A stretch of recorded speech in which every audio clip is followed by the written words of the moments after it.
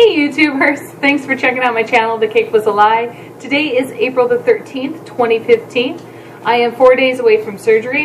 I know I said I wasn't gonna do a video maybe until I got down to Mexico or whatever, but I had some stuff come up this week that I thought I might share with you guys.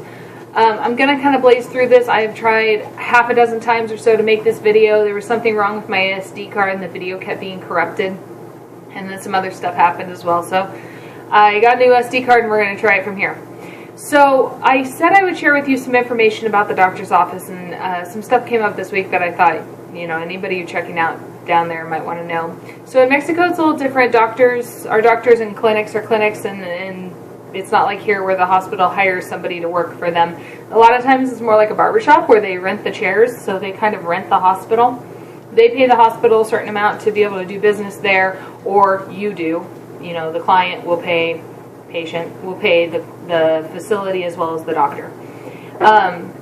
And so I got a phone call from the coordinator and asked me if I still had my band in. I said yes, that's why I was asking for a revision surgery. He goes, well, some revisions are from a stomach that's already had the band removed, and which to me that would mean that's just then VSG surgery. It's not a revision, but this is semantics. So anyways, he said that the new admin or whomever it is a real penny pincher and basically a real asshole. So he's watching and telling the doctor he's going to count every staple he uses and charge everybody and all this other stuff. They want cash only now instead of a cashier's check so that they can avoid taxes. So there's that, which I understand. I mean, it's like 16% tax, but still, it comes off as a little bit shady. And then he said, well, if you have to have the band removed, he's going to charge you now $400 extra on top of the revision surgery. That bugged me. So I told him I'd have to call him back. I wasn't in a space that I could talk. I work nights, and so he called me during the day, and I was like, I'm just waking up. Let me get back to you. Honestly, what was happening is I was in tears. I could barely speak. I was crying so hard. And because I figured this was it. This was the other shoe that was going to drop. This is the one thing that was going to stop it. This is, all these things, it just seemed catastrophic. So I called my boyfriend who was out of town, and he, God bless his soul, talked me down off the ledge once he could understand who it was and what I was saying. And so he said, in the grand scheme of things, the $400 is not that big of a deal. I mean, compared to the cost of the surgery, we can make it work. We'll take a loan against a credit card or something. We'll figure it out one way or another. But it made me feel like they were being shady.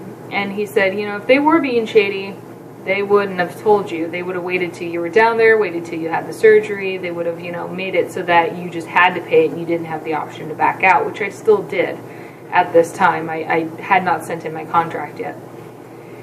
So I called the coordinator back.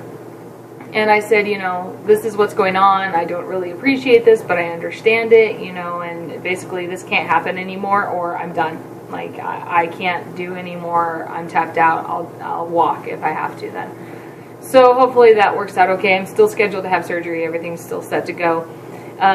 They sent me my confirmation, but it was for a different name, so I don't know if they sent me somebody else's confirmation for the hotel room. Then they had me sign contracts saying I'd spoken with a doctor. I haven't spoken with a doctor. So, all in all, their administrative side of things is lacking in some organization and in communications. They told me I didn't have to have a drain when I asked about that. Then he told me when I finally talked to the doctor that I do have to have a drain. The list kind of goes on and on and on. So, but, it's neither here nor there. Everybody I've listened to said he provides great care and does a good job. So onward and outward we go. The point of this video, actually, I should say, actually came from some stuff I'm seeing on Instagram about the liquid stage of dieting, especially pre-op. And one of the things was, how do you get through all this broth? How do you drink this broth? Okay, don't drink broth.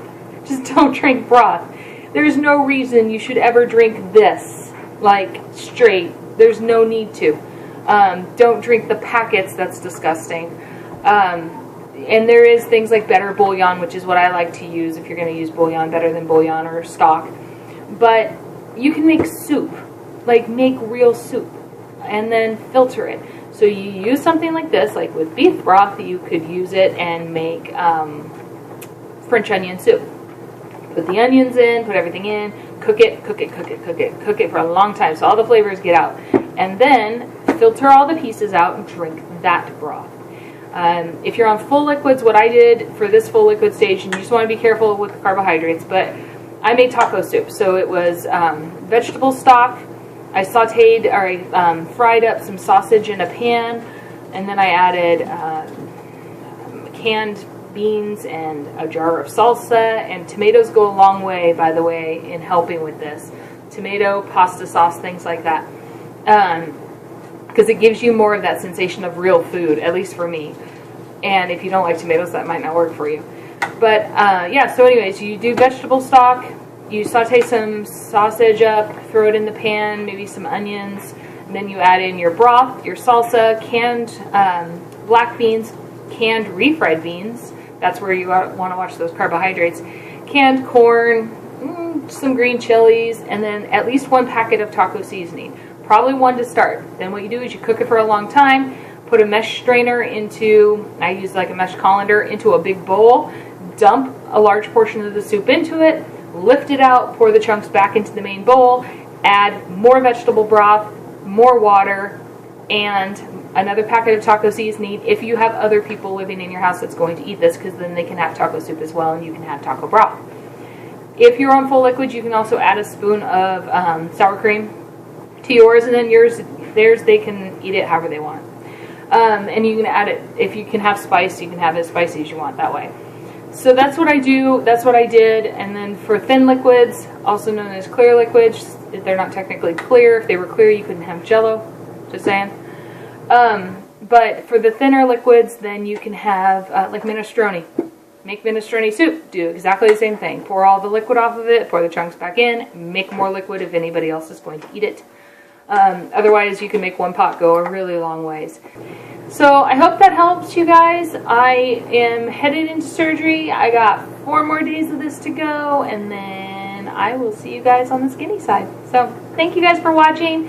You can subscribe below. You can link to my Instagram below. Both are available too if you're interested. I try to post helpful things I find along the way too. So thanks for watching.